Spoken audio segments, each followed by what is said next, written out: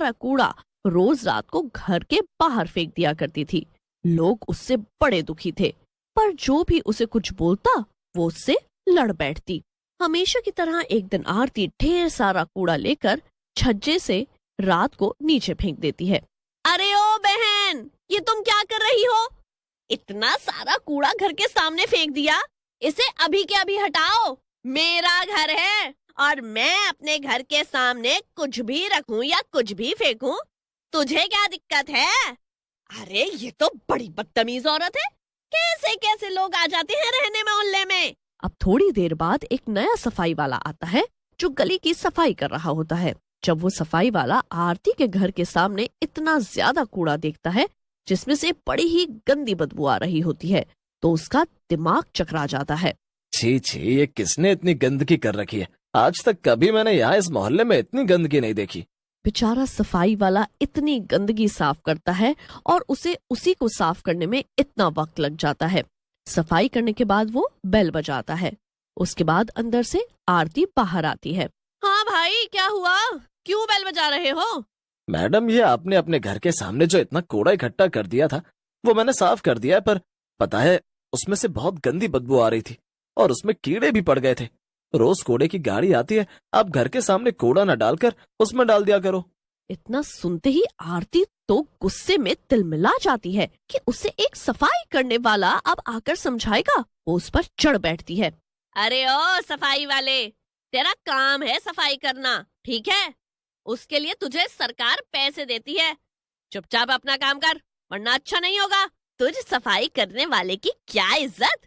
चल चुपचाप से यहाँ से निकल जा, वरना इतना सुनेगा कि याद रखेगा। आरती उस सफाई वाले को खूब सुनाती है और बेचारा सफाई वाला जरा सा मुंह लेकर वहाँ से चुपचाप चला जाता है। सब पड़ोसी ये तमाशा देख रहे होते हैं, पर आरती के कोई मुंह नहीं लगना चाहता था। अब शाम होती है और उसी दिन आरती के घर कुछ मेहमान आते हैं।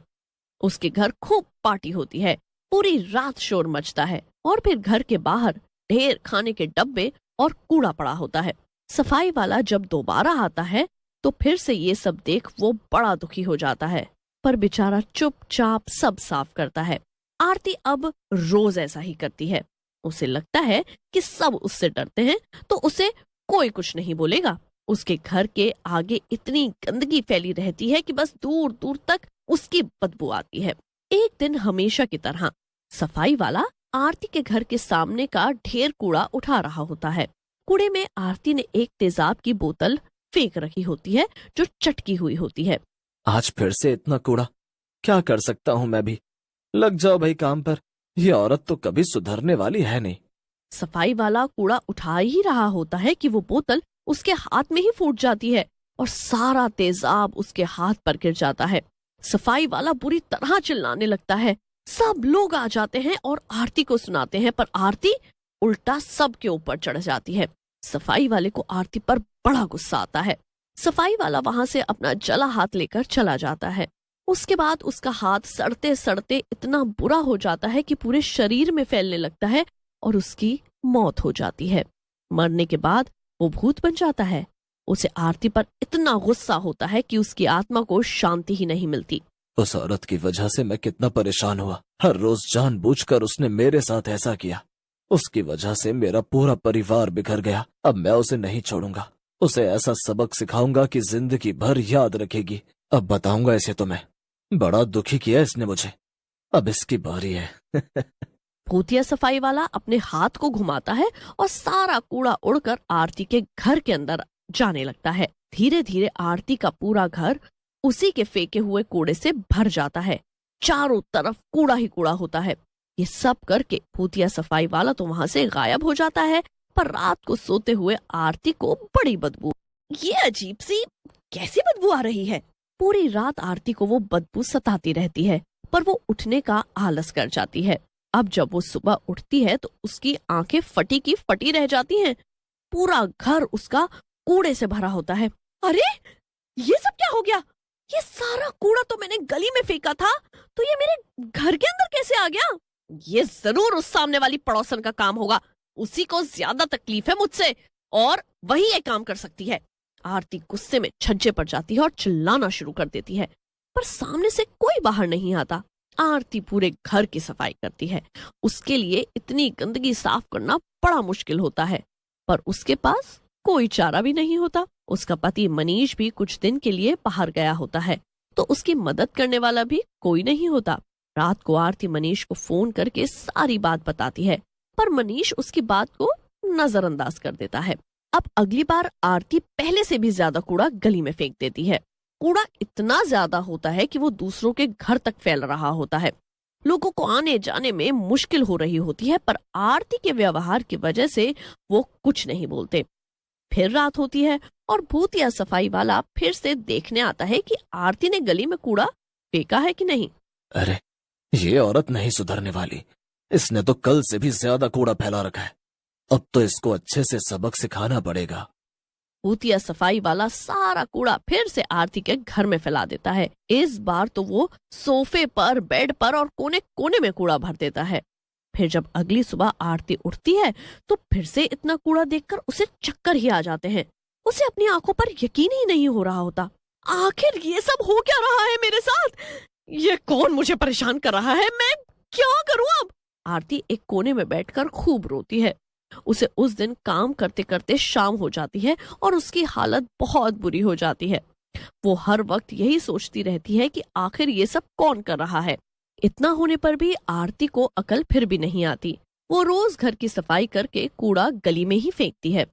वो रोज यही कर रही होती है और रोज भूतिया सफाई वाला उसी कूड़े को डबल करके उसके घर में फैला देता है। आरती की हालत दिन पे दिन बिगड़ती जा रही होती है। वो अपने बेड से भी नहीं उठ पा रही होती। पड़ोसी आपस में एक दिन बात कर रहे होते हैं। अरे, ये आरती बड़े दिन से नहीं दिख रही और इसके घर के सामने कूड़ा भी नहीं है। आखिर ये घर में भी है या नहीं? दोनों पड़ोसन जाकर देखती हैं तो घर में घुसने से पहले ही बदबू की वजह से उन्हें चक्कर आ जाते हैं। दोनों अंदर जाकर देखती हैं तो पूरा घर कूड़े से भरा होता है और आरती बेड पर बुरी हालत में पड़ी होती है। दोनों पड़ोसन उसके घर और उसकी हालत देखकर एकदम दंग रह जाती हैं। अरे आरती, ये तुमको क्या हुआ? और ये सब क्या है? मुझे नहीं पता। रोज सुबह जब उठती हूँ तो मेरा घर कूड़े से भरा होता है। दोनों पड़ोसन को यकीन दिलाने के लिए आरती रात को कूड़ा गली में फेंकती है। उसके बाद दोनों पड़ोसन अपने छज्जे पर चुपके चुपके देखती हैं कि आखिर वो कूड़ा आरती के घर में कौन फेंकता है। और जब वो देखते हैं कि कूड़ा एक भूत फेंक रहा है तो उनके होश ही उड़ जाते हैं। दोनों पड़ोसन भूत को देखकर डर जाती हैं और उन्हें कुछ समझ नहीं आ रहा होता कि आखिर एक भूत उस आरती के साथ ऐसा क्यों कर रहा है। फिर अगले दिन दोनों पड़ोसन ये बात आरती को बताने उसके घर जाती हैं। तभी गली में एक नया सफाई वाला सफाई करता दिखता है। अरे भैया, तुम कौन हो? वो पुराने सफाई वाले कहाँ गए? काफी दिन से आ भी नहीं रहे। अरे मैडम जी, वो तो बेचारा मर गया। अरे उसका हाथ जो तेजाब से जल गया था, उसका इन्फेक्शन उसके पूरे शरीर में फैल गया, बस उसी से उसकी मौत हो गई। दोनों को ये सुनकर बड़ा दुख होता है। वो जल्दी से ये बात बताने आरती के घर पहुंचती हैं। आरती, आरती, हमें सब पता चल चुका है। क्या हुआ? क्या पता चल गया? तुम्हारी गलती की वजह से वो सफाई वाला मर गया और वही भूत बनकर तुमसे बदला ले रहा है। तेजाब की बोतल जो तुमने फेंकी उससे उसका हाथ जल गया और इन्फेक्शन फैलने से वो मर गया। हे भगवान, ये मैंने क्या कर दिया? मैंने अपनी जिद और हरकतों की वजह से एक बेचारे गरीब मासूम की जान ले ली। दोनों पड़ोसन उसे डॉक्टर के पास ले जाती हैं। उसके बाद जब आरती ठीक हो जाती है तो बिल्कुल बदल चुकी होती है। वो कभी किसी से लड़ाई भी नहीं करती और कभी घर के आगे कूड़ा भी नहीं फेंकती, बल्कि अगर वो कहीं भी कूड़ा देखती है तो खुद उसे उठाकर कूड़ेदान में डालती है। भूत रोज उसके